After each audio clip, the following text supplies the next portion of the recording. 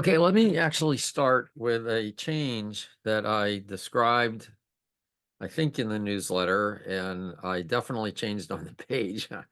But I just want to make sure it's clear how we're running these sessions now, because it's going to be different. Uh, we're going to continue having them like we have them. But what I'm in the process of doing for the ACE program, second, I got the video. I just noticed I have a new camera and it kind of got activated. I didn't want this one. I want that one. Okay. Better lighting. I still have to adjust it. There we go. Uh, we're going to still have these sessions, but what I'm in the process of doing for the Amplio Consultant Educators program is I'm building a library that's about the equivalent of, I don't know, 8 or 9 days of training.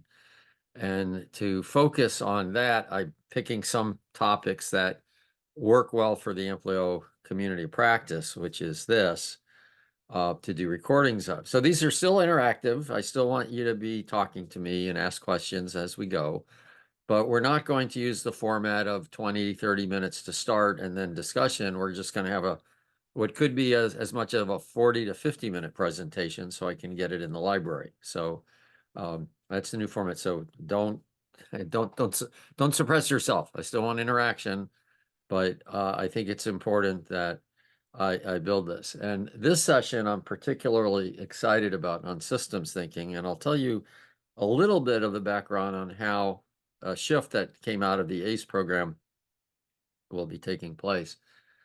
I had, as part of that program, I was making a list of all the different things that I think you need to know to be a really top consultant, things I've used over the last 25 years of being a consultant in the, not originally in the Agile space, but pretty soon to it. And and the list was long. I was a little surprised by how long it was. And these were just mostly things that other people aren't doing. So that's even worse because I wasn't even talking about the basics of like what's in Scrum or Safe or Kanban or things of that nature. And I realized this is just too much. And then we got into a conversation about how people like to learn. And I think there's a certain amount of learning that everybody likes to do, but there's also a certain amount of solving problems that everybody likes to do. And when urgency rises, the desire to just learn for learning's sake goes down while the desire to solve your problems goes up. And I think one of the interesting things out of that is a shift in maybe some of the material and way I'm presenting it is wanting to talk about the problems being solved with anything I present, because it's actually more useful from a learning point of view. And I'll be candid, having done this, I'm redoing yesterday's A session and I kind of adjusted this one for that. It makes me think about the real value of this. I admit, I'm one of these guys, I just like to learn. I've been always doing that. Even in high school, I was reading books from MIT, kind of Pat Winston and some of the early AI pattern recognition people. And I just do. That's just how I am. And everybody has a certain amount of that. But just learning to learn, while it can be useful in the busy world we have today, is not as effective. So as I go through this today, I really would like y'all to be thinking, how can I use this to solve my problems? And yes, this is interesting. Let's learn the interest, but it's both. It's how does system thinking work as a mechanical thing or not a mechanical thing? Because there's a human aspect to it. I'll talk about that. But also, how do I use this to solve my problems? Or, I wonder if I could solve my problem with this or if it would help me. So please keep that in mind. Uh, And the thing is to put this into perspective. Why did I start with systems thinking? There's this thing we call Amplio foundations, or I call it Amplio foundations. And it's built on a lot of components. And you don't really need to know these to use Amplio. But if you're going to be a consultant who wants to lead instead of following, it's a good idea to know all of these. So there is a huge amount that's there. I've got systems thinking down here a little bit on the bottom, not because it's not of importance, but because it's kind of the foundation for all this. It's a way to look at the whole, and we'll get into that. First principles, so we can understand this thing that Ellie Goldratt calls inherent simplicity, where we can get to the root causes. And I know there's a lot of debate about if we can do that, but yes, we can, and I'll show you that. Value stream management is a way to see what's going on. And then Christopher Alexander's How to Decompose. All of these, plus one or two more, are topics I'm going to be doing over the next couple of months. Okay. I might throw in some real pragmatic stuff as well, things like minimum valuable increments or things like that. But the reality is, I already have recordings for a lot of those practical things. So I'll make a library for you in particular that says, here's what my live sessions are. But here are some recordings. Like I already have hours and hours on value stream management. So I'm not going to have a live session on that because I've already had live sessions on that. So I'll be building this with a combination of live sessions and recordings. And I think this is very important. And why systems thinking? And I realized that I don't know I've really given enough time to this. These are, I have case studies. I need to add the reference to them. So I'll add that when I publish this, case studies. These are things I did back a long time ago, in the 15, 20 years ago. And if you look at the investment and the return, they're astounding. Okay. This 20% productivity gain for 100 people, that's $2 million.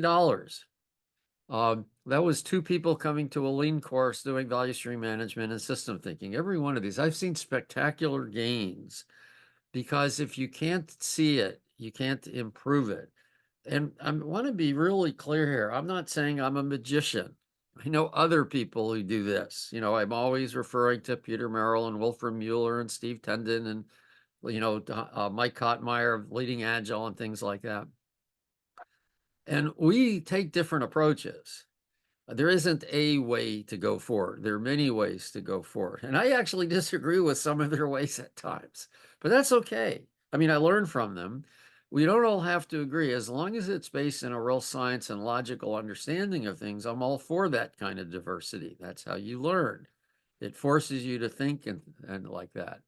But what I'm saying is, what they have in common, what every one of these people I see have in common, is somewhere their systems thinking at some level integrated into their work. That's where they come from. They sometimes don't talk about it like I do, probably because they don't have the burr up the butt I have about it not being talked about. But it's there, okay? And this is a common thread, and it's worth knowing. But why systems thinking? Okay, Agile has had a focus on the team since its beginning. You read the Agile Manifesto, teams are mentioned something like 17 times. Business management, clients mentioned just a few times. Our most common team frameworks presume autonomy and self-organization. Back in 2001, that was what was going on in the Agile space. That's not what's happening now. You can't build effectively from the pieces. I'll talk about this a lot when I get into Christopher Alexander's approach. Timeless Way of Building is still my #1 book, or one of the #1 books. It's also the only book that you could read not having any interest in agility or technical. And yet it's one of the most important books for me as an agilist and developer that I've ever read. My wife and I have been called the high tech, high touch. She was a massage therapist. She was a school counselor. She's got 2 degrees in psychology. You can imagine who the high touch person was. But I had her read that book and she loved it. Okay, so it's not about a mechanical, technical thing at all. It's about how to approach problems as a whole. Large frameworks also don't do this well either. SAFe has got lots and lots of components, but they're not put together in a coherent system. They mention systems thinking, but mentioning it and doing it are 2 different things. Okay, so I wanted to throw out at the beginning some problems. In fact, here's an interesting idea. This would actually help me in the future things. So I'm going to mention some problems, but in the chat, I'm just opening it up so I can see it. In the chat, if you see a way there's a way that systems thinking can help a problem of yours, throw it in the chat. Let's see. I want to, when we get into the Amplio system, instead of describing the system, which is present, I have a Lucid Spark board that does this. You actually want to come from, hey, you're having this problem. How do you solve it? Because that's what Amplio is about. So one problem is the overall organization structure. How do you organize companies? I don't know how you would do this without systems thinking.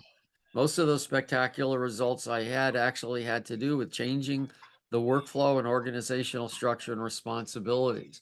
What's management's role? Management's been left out of the agile space. And now we're complaining about how they're not doing a good job. That is, to me, I don't know, that's kind of victimhood, arrogance, whatever.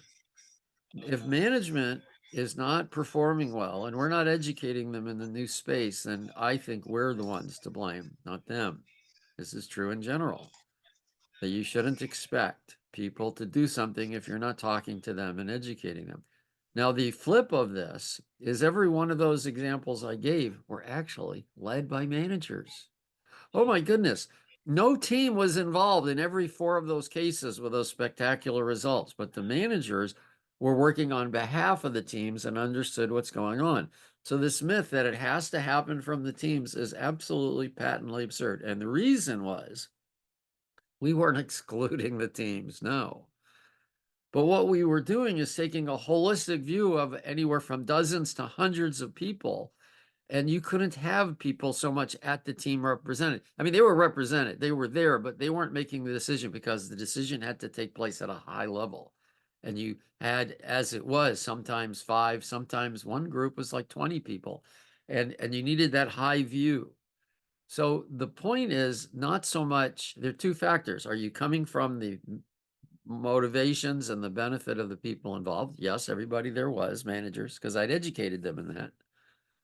And did you have the whole picture in view? Okay. Where to look when something goes wrong? People look usually in the wrong place. It's kind of human. Maybe this is a Western thing. If anybody's not like in the Western culture, and this isn't true for your culture, please let me know. But in the West, when something goes wrong, you look to see who's to blame. We learned this as kids. Who dragged mud into the house? Which one of you did that? Who broke the lamp? And you point to the cat, of course. Uh, but we're not used to thinking that's not what's happening, that there's something about the environment we're in that's causing the problems. How to avoid local optimization. Yeah, Bill, you anticipated that. Perfect. Creating a safer environment. This is an interesting thing. See, if we're going around blaming people when it's not the person's fault, then it becomes unsafe because at any moment you can get blamed. What about if you have inconsistent behavior when you need consistent behavior? You could try to drill it into people, okay? But that's not an easy process, drilling it into people to get consistency. One of my sons was in the Army, and I paid a lot of attention to what he went through in boot camp and all that. Unfortunately, came out. He was in 2 tours of duty, but he's come out safe. And boy, they took weeks to drill into people to get consistent behavior. And it was really gruesome. And it's not something you could ever get to have somebody do in a working environment. I mean, unless you're in the Army, that's a working environment. Trying to get people to be consistent is a really tough row to hoe. Getting a system consistent that makes it easier for people to be consistent is not that hard. I'm not saying it's easy. So solving any consistently occurring problem, if it happens over and over again. Now you have to combine it with other things, value stream management, Christopher Alexander's approach to designing system with, all these synergize, they multiply. That's why I put that slide up. No, really good, Harold. That's a great question. When do you want inconsistent behavior? Well, then you want a system that provokes inconsistent behavior. That's such a great insight. The point is the system evokes behavior. And if you're not getting the behavior you want, then look to the system, not to the people. And then the people and management have to work together. I mean, the people doing the work, managers are people too, by the way. The people doing the work and management work together to improve the system. I love that question. I would say not only when is it okay, but when is it desired? How do we make it okay that people push back? Someone wrote, I'm trying to remember now who, wrote something like they talked about getting off the shoulders of giants. I thought that was brilliant. Yeah, and I related to it because I talk about my standing on the shoulders of giants, and to be candid, I'm not sure I've gotten off of any of their shoulders. Uh, but it's good thinking. You gotta break with things. Yeah, that's right. When do we want disruption? When do we not want disruption? When do we not know? Is really, really good insights. Okay, so you cannot consistently solve problems without awareness and understanding. One of the things that, Deming talks about is you can't manage something if you can't measure it. I'm not sure I always agree with that because sometimes you can tell if you're going in the right direction, but you certainly can't manage it if you can't see it. And this is the forest for the trees issue. And I love this quote from Ellie Goldratt: a comfort zone has less to do with control and more to do with knowledge. We complain about managers, but we don't explain their role. We don't say what's going on. Now, if you're a manager, then that's something you need to know and learn. And then you could do the same for people, because very often people don't know their role. How many developers have you heard say, well, my job is coding. I like to design. I like to do this. And it's like, well, I don't know. In this job, what you need to do is be adding value to the customer. And I'm glad if you can find value for yourself and adding value to the customer, but this is not a hobby. And so we all have to look at that. And the first stage of knowledge is awareness. Now I love this picture uh, from Sketchplanations, and I have permissions to reuse it here. And it's the story about looking under the lamppost. There's actually a joke behind this where this guy has lost his key. This cop sees this guy looking under a lamppost for his keys, and he asks him what's going on. I said, I lost my keys here. And the policeman asks him, well, you sure you left them here? Because we can't find it. He says, no, I didn't leave them, drop them here. I dropped them down in that alley. Well, why are we looking here? Light's better. And this is kind of what we do. And the interesting observation from Edgar Schein is we do not think and talk about what we see. We see what we're able to think and talk about. This is human physiology. Our brain filters and transforms things. And then I added this. This means if it's not in our vernacular, it's not in our sight. If we don't have words for it, then we can't see it. Now, there's an interesting philosophical debate whether we literally, physically manifest the reality around us, and I don't need to go there, but I do know our perceptions of the reality are based on what hit our consciousness, and if we don't have words for it, we don't have that. This is a very important insight, and it's why when we're focused on the team, then we're not going to see a lot of things, and that's really a problem. We can't manage it, it's just all this chaos. And we justify it by saying, oh, the world is complex. Oh, woe is us. And that's just being a victim. And I totally disagree with this. And I'm not alone in this case. I guess I've got the right giants to be standing on the shoulders of. I've had a lot of conversations with the people I consider to be the top thought leaders in the world, and in this area, like Don Reinertsen, Tom Gill, and I've read a lot of Ellie Goldratt, and this idea that can we in fact understand what's going on? Yes. Do we see everything? No, but there are ways to unobscure that. Okay, so that's the preface. Now I'm going to get into what systems thinking is and then how you use it. Okay. So Russ Aikoff is my favorite. Here's another reference I'll add into this. Russ Aikoff did a 10-minute, 12-minute talk, and you can find it by saying, what if Russ Aikoff did a TED talk? This predates TED, so it wasn't the TED talk, but it was 12 minutes, and it's really the most brilliant talk on systems thinking. You'll get the essence of systems thinking. If you have questions on systems thinking, also please post them in the LinkedIn group that you've been referred to in the Amplio community of practice. Andrew here is watching, so I'm going to mention him. He's actually an expert on systems thinking and Aikoff way more than I am. I just give that call out, Andrew. He's had a very positive impact on me with this, and I just barely scratched the surface, in my opinion, compared to what he knows. So those are user groups. You can ask people questions, and call him out. I'm sure he'll be happy to. If not, I'll get on his case and make him say something.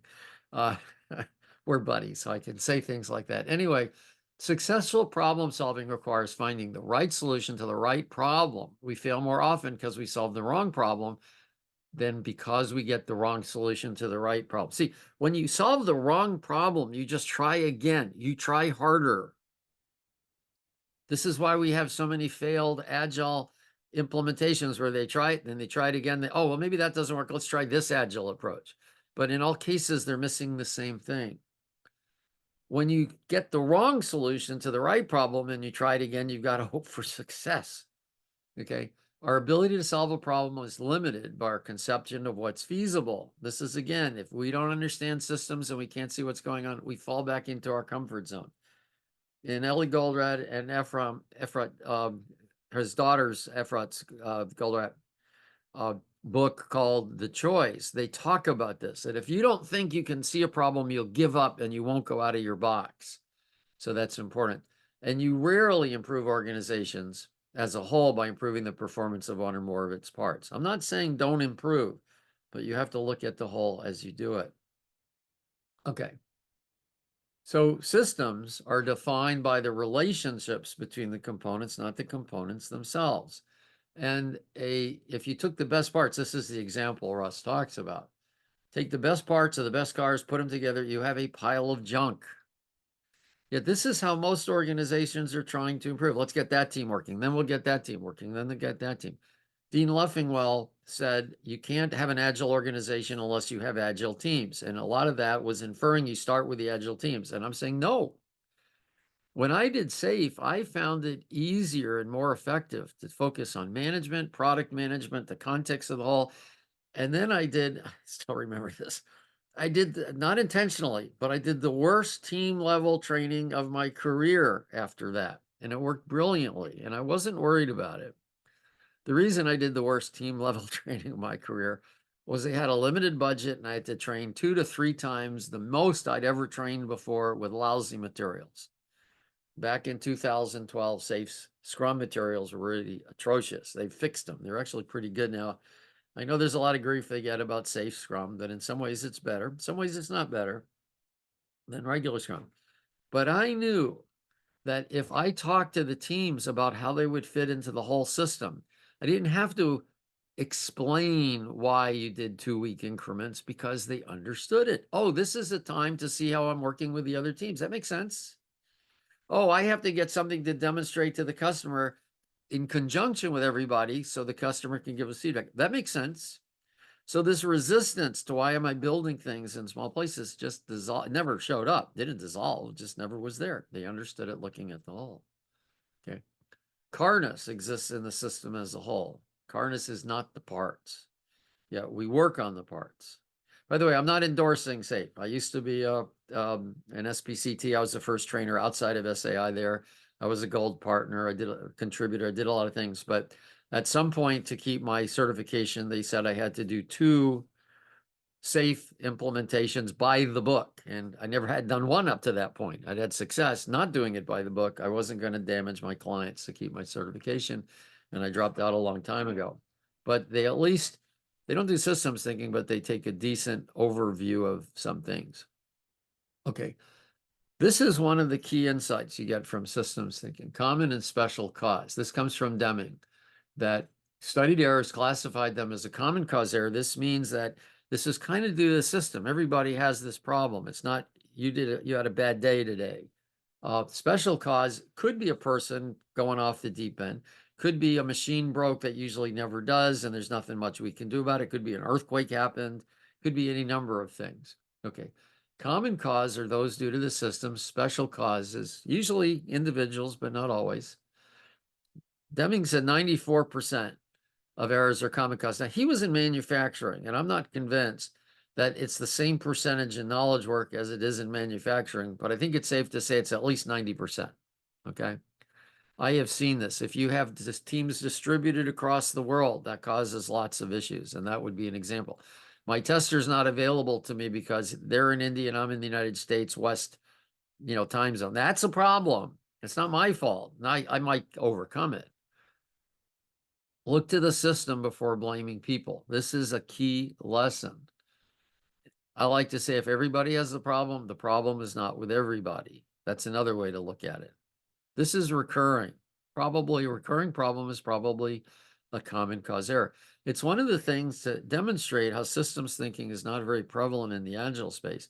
Just look at LinkedIn and see how much people of an approach Blame. Oh my goodness, they're misunderstanding. Oh my goodness, why did they do this? Oh my goodness, why does this happen? There's just a post this morning I saw about that. Oh, Kanban now is getting like Scrum, it's getting popular, so people are misinterpreting it and all that. And I'm like, if everybody's misinterpreting it, maybe the way you're explaining it, maybe the way it's structured, maybe the way it's responded has something to do with it.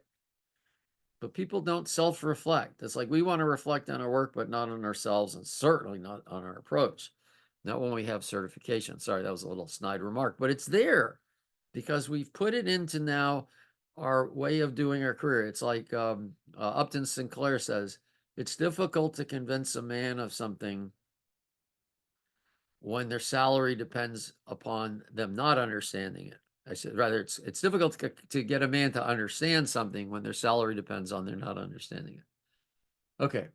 Deming provides some other things. He talks about you have to manage systems. They don't manage themselves. The local pieces, this is what drives local optimization.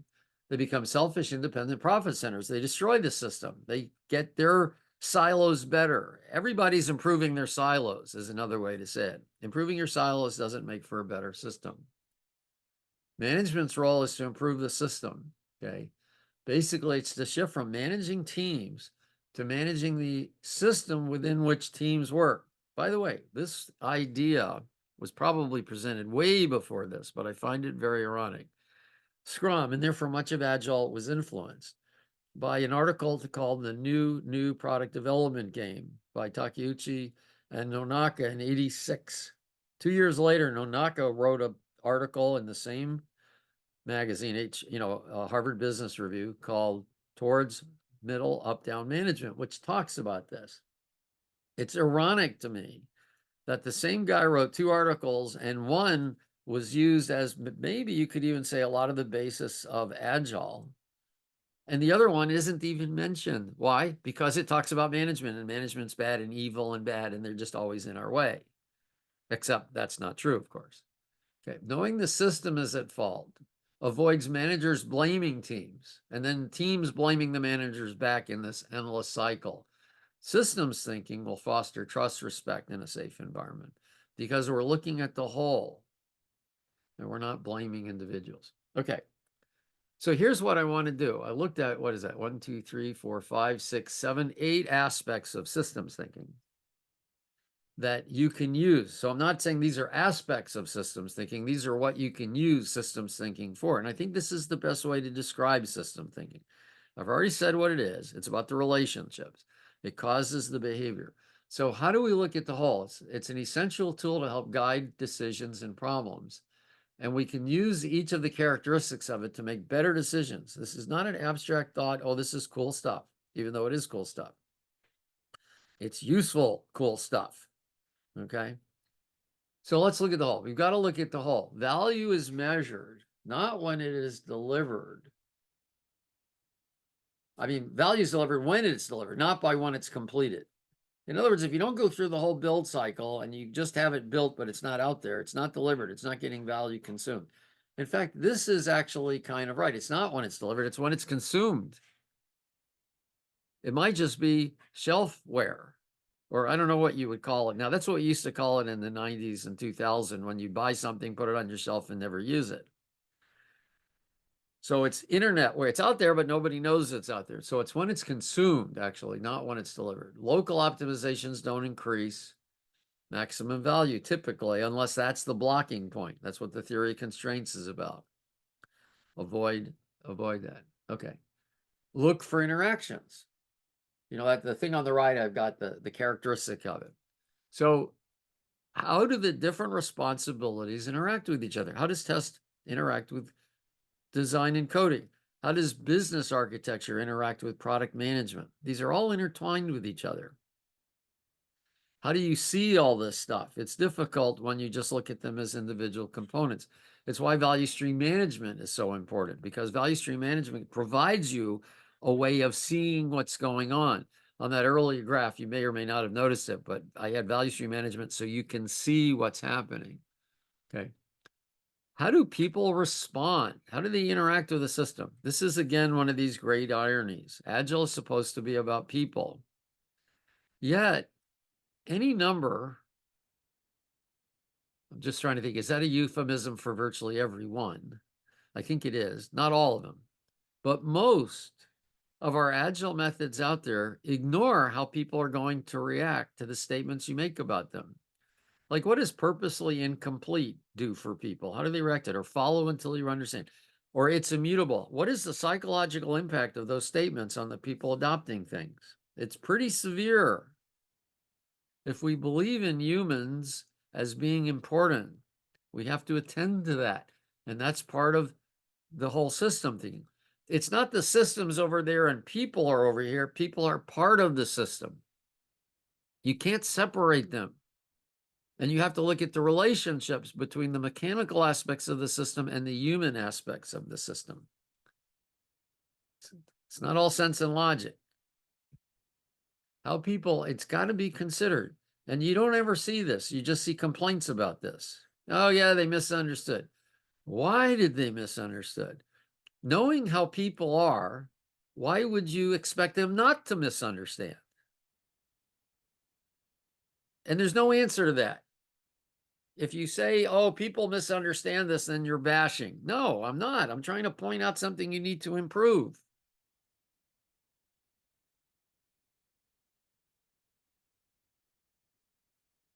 Fixing one part of the system is not going to necessarily help. In fact, usually it blinds you. We got to fix the pieces. How fast you get anything done at any one place is irrelevant unless it speeds up the consumption of value.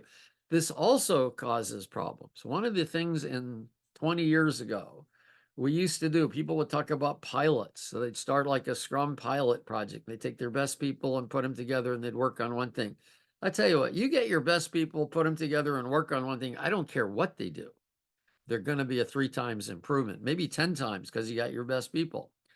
So, wow, look how great that was. And then they try it again and they try it again. And after a while, it stops working. And the reason is they've not addressed how the whole system works together. They've just addressed how a team works together. This is the team centricity part.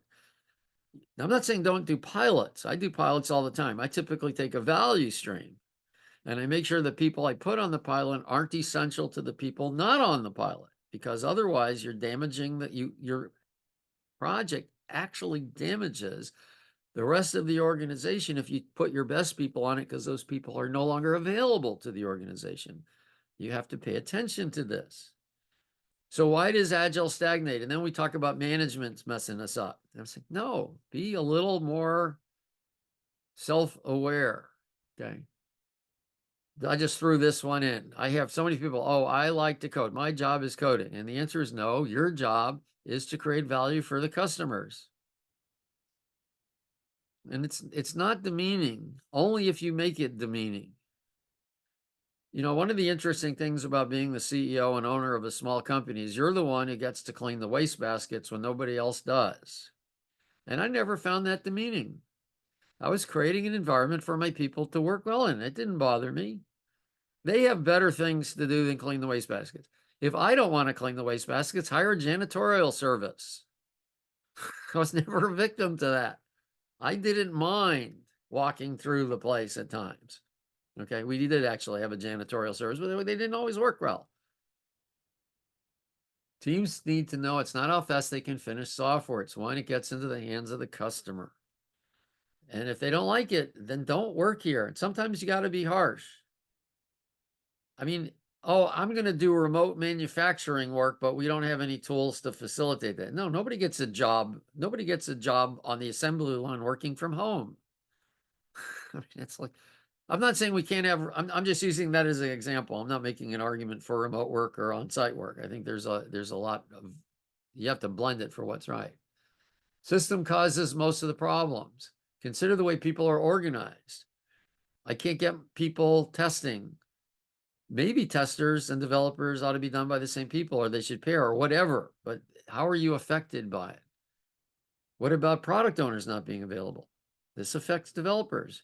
Yeah, we don't misunderstand the product owners. They're not here to stand to understand them. Okay. When something goes wrong, we need to fix the system. When you do this, you start seeing accidents out in the world from a completely different light. Many things are accidents waiting to happen because nobody is looking at the system. Most errors are common cause, meaning the system is causing them.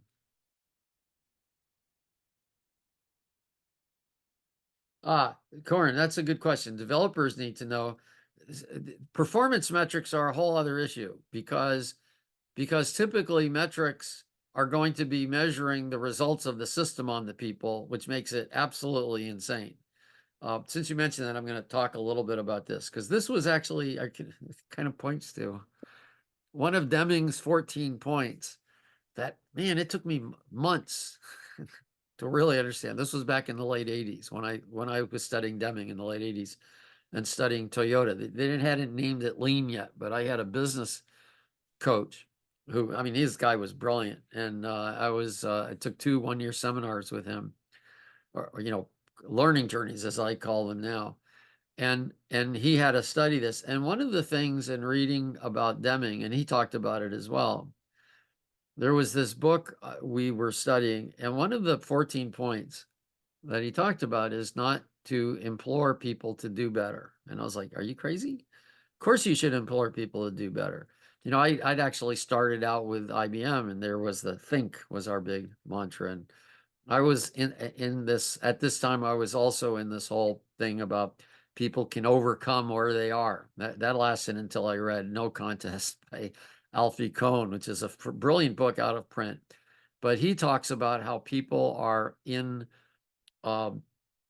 it's hard to get out of someone's culture because that's what you grew up in, okay? And I come from a culture of where my parents and my grandparents and before them, we're all entrepreneurs. So to me, it's like, well, you're having troubles, just become an entrepreneur. But if you don't grow up in that culture, that's not present for you. If you grow up in a culture where people don't get ahead and they can't get ahead, then you have that mindset a lot of times. So imploring people to do better is not useful, and it's actually negative, because if it's a system holding you back, you're kind of putting the blame on them when it's really the system. You've taken your eyes off the ball, so to speak. You want to work on the system. You want to say, you are good, I trust you, you're worthy, and we together have to fix the system. And that's very important. So when you do review, sometimes you're reviewing individuals when most of their behavior is the system they're in. This is why team reviews can be useful, because that's the system. Looking at how people are working as a team, but evaluating even teams within a bad system can be unfair. So he said, ignore these, trying to get people to do better through motivations, like no accidents today or things like that. Do things that create awareness. That's good, but don't lay blame on people. Hopefully that addressed it, Corin. If it didn't, throw another thing up there. Okay, trying to lay blame, it demoralizes, it induces fear. When people know that management understands the system is causing most of the problem, it's easier to be transparent. Scrum talks about being transparent, but you're not going to be transparent if you're going to get blamed. And you see people see that. So now you need courage. It's one of the foundations of Scrum. One of the values is courage. Well, the problem with courage is I don't know how to make somebody more courageous. So if you don't have it, what are you going to do? I had this interesting insight yesterday. I wrote a post about it. I sometimes work out on my porch, and it's really great view of the Puget Sound, and I got these huge trees there, and I look up and there's this squirrel about 50 feet up in the air on one of these really huge pine trees, and he's scrambling down, and I'm saying to myself, boy, that guy's brave. I mean, 50 feet for a squirrel is like 300 feet for me, and I'm afraid of heights. So, and then I realized, no, he's not brave. He doesn't have any courage. He's confident. He knows how to hold on to a tree. I've never seen a tree. I've seen squirrels do some funny things on trees, but I've never seen them just fall off. They don't just fall off. They're confident, and just as important, they trust themselves to use what they know. So we have to make a distinction between courage and confidence and recognize that, are we confident that we can understand and see what's going on? And are we confident we'll work with our people? If we're managers, we'll work with our teams. If we're teams, we'll work with our managers. This can make it transparent. Insisting, see, this is one of the things that really gets me. insisting that people have the right quality so they can use your process, and then blaming them if they don't have it is damaging and is a bad thing. You need to either not insist on people having certain qualities, which I personally think is difficult. Oh, they need more motivation to do this. No, make it so it's not so hard to motivate. I'm sorry, I'm going to do one little sideways. I know I'm segueing here a little bit. So I'm diabetic, and I read this book called, and I've never been able to keep to diets. And yeah, I take my meds. And I read this book called The Glucose Revolution, where she explains diabetes, but more important, she explains how to get a better effect on diabetes without actually changing what you eat. You change the order of what you eat. And that sounds weird, but it's true. If you eat high fiber food first, it slows the whole digestive process down. So the sugar stuff comes in at a slower rate and your glucose doesn't spike. And I have made a significant improvement. I've gone from being kind of pretty well diabetic down to pre-diabetic diabetic. I'm right on that border now. And I've done it in the last 7 months. And I've not suffered. And I've not suffered. And I'm a guy who doesn't have motivation to keep a diet, but I've done this now for 7 months.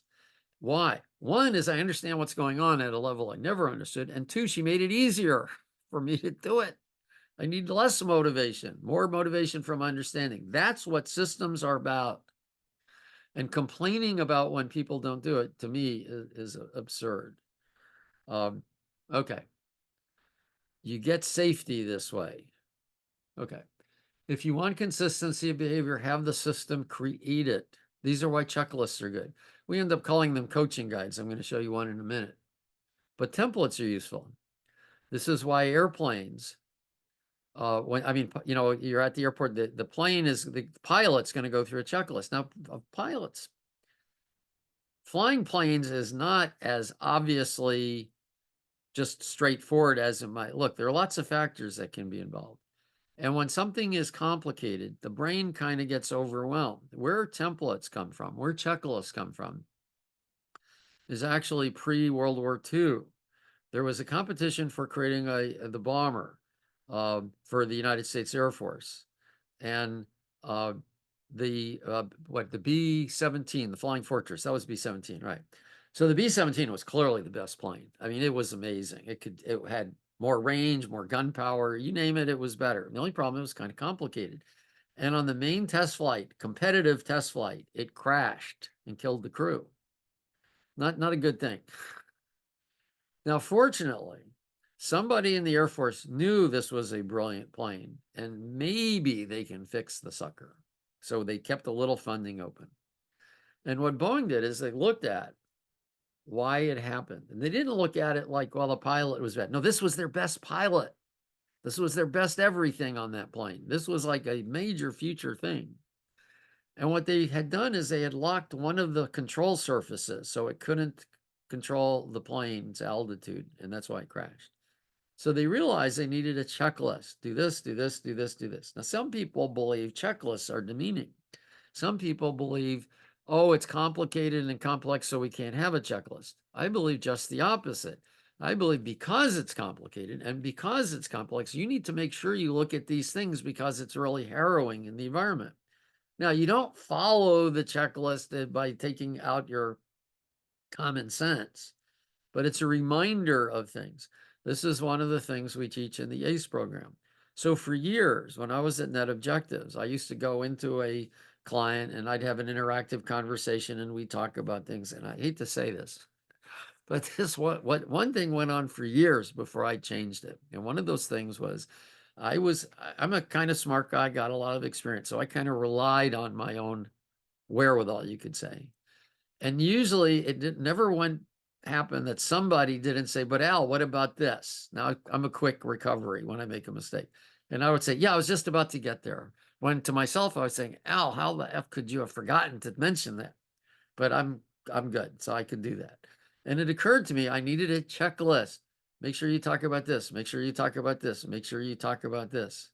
I wasn't reading from the checklist. I was using it to remind me because in harrowing situations, that's what's useful. Integrated into my system. This is actually what we do in the ACE program. As part of it is a model to help us decide how to do things that we can use to guide us. Some of the things we expose and some of the things we don't, because some of the things we may not want the customer to see we're thinking. An example of that is I trust my customers, but I don't trust that what they tell me is always true. They're telling me what they think is true. So I have some reminders that, maybe this isn't true. Maybe this is what's going on. But you don't want to put that out in front of them like you're not trusting. People misrepresent themselves unintentionally a lot. Okay. It's more effective than expecting individuals to do it.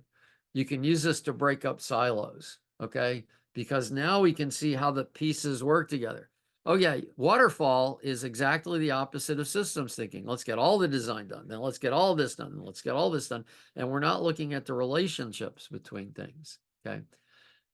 It can create an awareness that silos are ineffective. And by the way, I talk about this in the value stream videos that I'll show you as I build this thing out. They're already out there. They're already on if you go to Success Engineering and go to resources and go to the YouTube playlists on the website, you'll see one of them is value streams. There's hours of stuff out there. Okay. By focusing on the systems instead of individuals, we can reduce fear. Oh, I'm going to get blamed for this, even though I know it's not my fault. You ever have that? You ever in a situation where you know it wasn't your doing, but you know you're going to get blamed? See, this is what causes fear. Because then it's like I can get blamed for anything. This is a really insidious and bad thing. You go into the day every day and you're worried, what am I going to get blamed for today? And it's not even conscious. It's just this fear that's there. I did want to talk about a few things that you could use to make Scrum better, because it's team focused, which is the local optimization. It's a simple framework designed for small cross-functional autonomous teams creating a new product. That's what it was designed for. It's still designed for that, but the world has changed. It's easy to start. Got all this short planning, daily pivots. I mention this because when you have a team that meets this requirement of being autonomous, I literally kicked Scrum teams off when they knew how to build small code in an hour. And then they give me a report 10 months later and they say, that worked great. It's not hard. What's hard is making it work where it's not designed. But then, of course, it's immutable and they don't tell you how. We've moved beyond the team. We've got to do something with it. So take the essence of Scrum, which is Agile, but you got to add this other stuff to it. And if it says don't do something, then what you've got to do is then do what works, not so much what a guide tells you to do. You need to learn how do Scrum teams work with other things, okay? I just threw this in because there was some conversation this morning about Kanban now being a victim of its own success like Scrum has been. But this is true. But the challenge with multi-team Agile is between the teams, not within the teams. So it's been created to be complete. It gives us a simple start, but it doesn't give us guidance for where now it wasn't designed for. Coordination isn't enough. Systems thinking will have us say, how do we get alignment?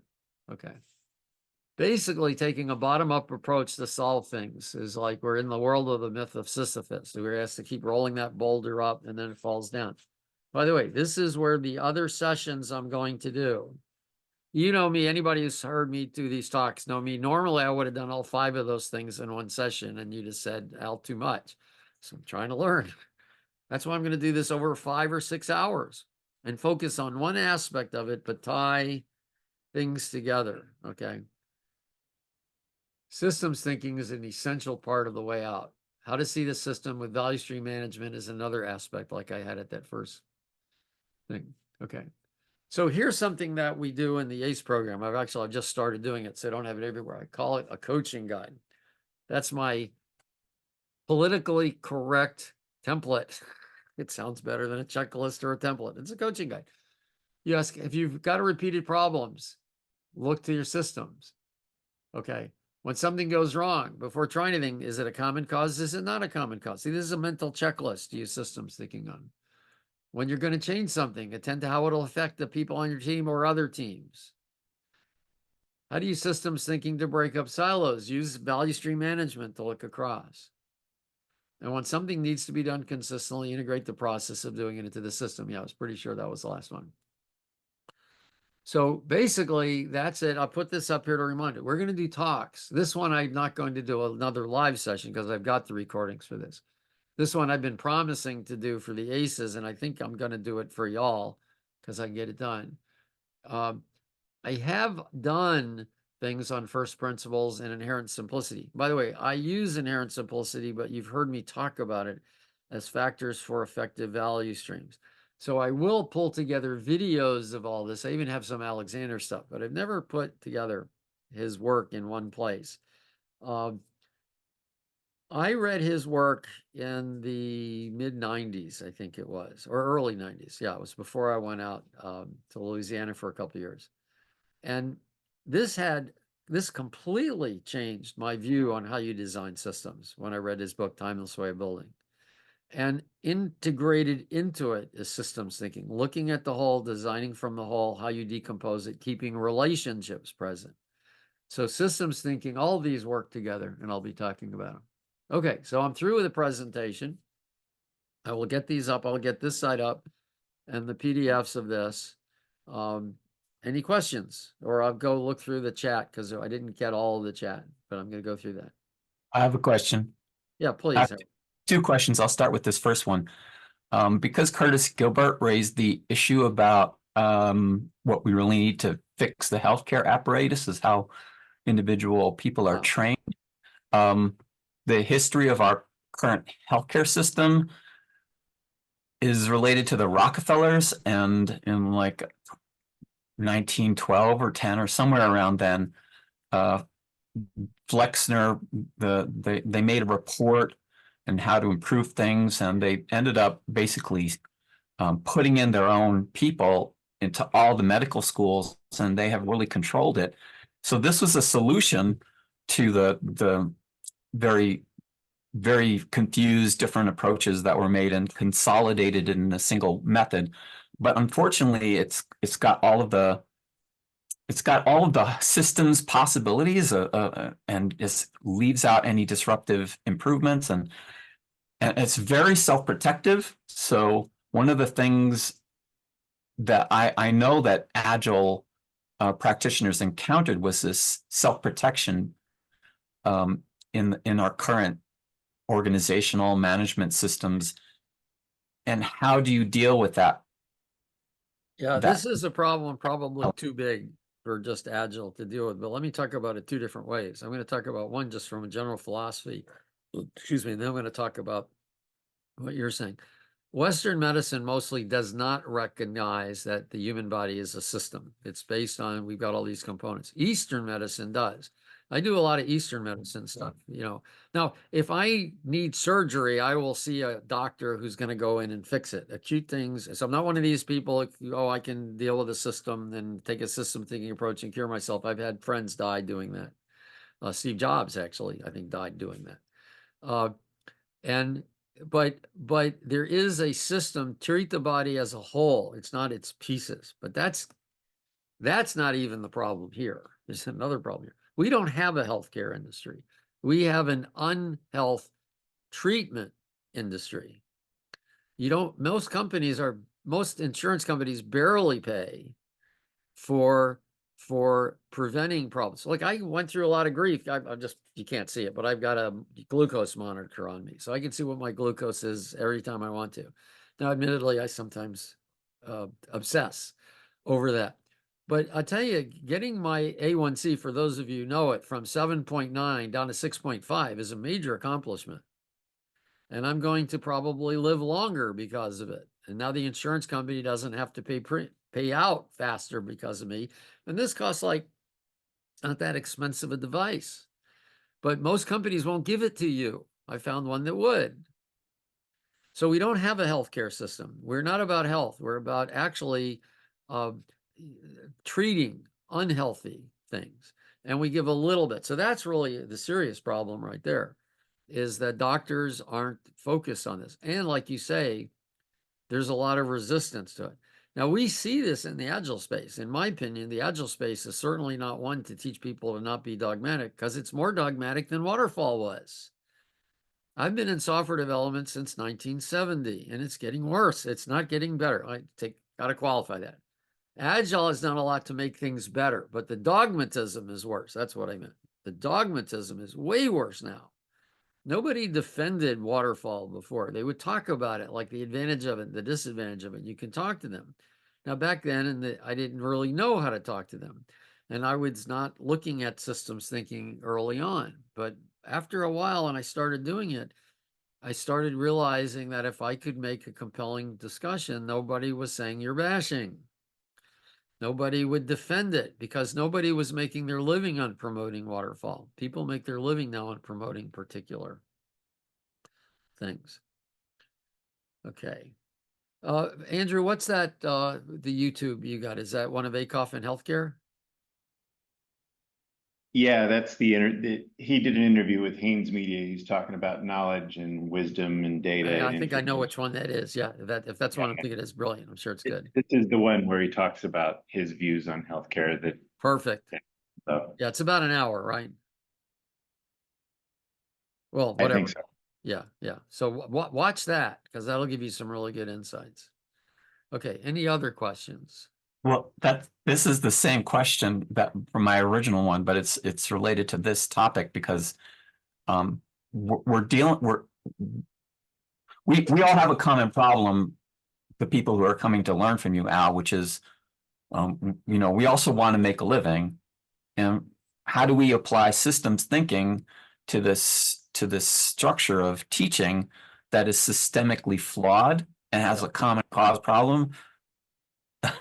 Well, there are two things I'm doing here. And I was kind of actually a little surprised. I got chastised a little bit from about this. But so first of all, I think our training methods are broken seriously. Now there is value in having a group of people coming together for a couple of days if you're about to do an initiative, like let's learn SAFe, let's learn Scrum, let's learn Scrum at scale, whatever it is, because there's a lot of teamwork and agreements that should be made in a training. In other words, this is one of the things. It shouldn't be agree to follow. It should be agree on how we're working. One of the problems I have with frameworks is we're taking this so we can agree to do the framework when it should be we're going to use the framework to give us ideas on how to work together. So if it's a 2-day course that's about we're going to work together and this is our starting point, then that's useful because you get to try it and use it and all that, and you don't forget it. But if you as an individual go to one of these workshops, 80% is gone within 2-3 days. There are all sorts of studies. And yeah, they may have you learn a game or something like that. But if it's a certification course, you don't care about the game, you care about the certification test, that's information, you're going to lose almost all of it. So the effectiveness of training is about 20% at best when it's about just individual learning. That's why I've created these learning journeys. The ACE learning journey is we have 6 1-hour sessions every week for 3 weeks, and we take a break for a week and then 3 weeks again, more or less. And we do this, the sessions are different. This is one of the 6, by the way. I have this one open to the public. And then there are 3 learning sessions where I present content. And then what I call 2 working sessions where I'm happy to do questions and answers, but mostly the group works with me, helps me. See, I'm working with everybody in the community to figure out what to do. Like yesterday morning, we had a deep discussion about how to do training, presenting it from a problem point of view, as opposed to how you use Amplo. It's very useful to me, very useful to the people there. So this is the other point. You want it spread out over time so people can try things. And so you can get questions answered, so you ask questions and somebody tries something and you answer the question and they try something again. Now it's not used a lot like that because the materials kind of, as we talk about it, I think that, it just comes out into the next session. But that's part of how training needs to be, is how does it act as almost a mentoring program? But the other piece is what I was trying to talk about here. Most people who are working feel their job is pressing and they're in urgent situations all the time and they don't have time to learn. Just look at the resistance on retros. Retros make so much sense, but I don't have time for it. Well, we need to have our education system be is you've got a problem. How do you address the problem? Like this Glucose Revolution book. I had a problem in that I had diabetes, and I had a problem is that I like to eat certain foods. That was my problem. And she addressed those problems with what she calls hacks, how I can get around those things. So I was really interested in that because she was solving a problem. Most training isn't solving problems. Most training is how to learn the thing I'm selling, and I'll give you certification for it. It's totally wrong. And yet we've accepted this. We've normalized this. And when you speak out against it, it can cause grief. Now, here's the thing, as consultants, and this is why I have the ACE learning journey. I'm not saying everybody needs to do this stuff, but if you want to have an impact in the world, then you better be paying attention to it as a coach. Know this is there and then learn how to move forward. And that's what I'm doing in the ACE program. I should say we're doing in the ACE program. There's some ACEs here. And I personally think it's the way to go forward and to make a change. Okay, let me just see if there's some new messages. We're over time. That's okay. Yeah.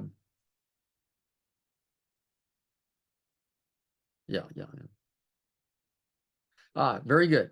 Great questions. I'm going to take a couple of minutes to answer Sherilyn's question here. What can we do when we can't change the process directly? Trying to point out where there isn't system thinking isn't going to work because they're not using system thinking because they don't understand it. It's a good question. What you have to do is if you understand system thinking and you could see the cost of not having system thinking, then point out the cost. In other words, if things repeatedly happen, and I'll give you a quick example of this. We have some slides. It's what I call a micro lesson on the costs of interruptions. Managers are not evil, but they will tend to interrupt at times that causes damage. And the reason is they're not aware of what they're doing. Now, you can argue with them and all that. I don't find that's very useful. But if you start showing them the cost of what they're doing, then they'll start appreciating the cost of what they're doing. So make evidence available to people so they can see the impact of their lack of systems thinking. And then, yes, then maybe throw in what you were saying. By the way, if we see this here, a way to get around that is if we did systems thinking, we could ameliorate that problem. See, so then you lead with the damage and then you give systems thinking as a solution, starting with the problem. Does that make sense? Okay, great. Well, I've enjoyed this and I appreciate you letting me talk so much. I'm not going to have all the other sessions be this much lecture, but this one was, I felt this is a pretty involved topic. That's why I sliced each of these others into separate things because each one deserves its own hour, but we'll have more examples. We can talk about more examples. Okay, so I'm going to close this. Again, thanks for being here. Same time next week we do this, and I'll be in touch.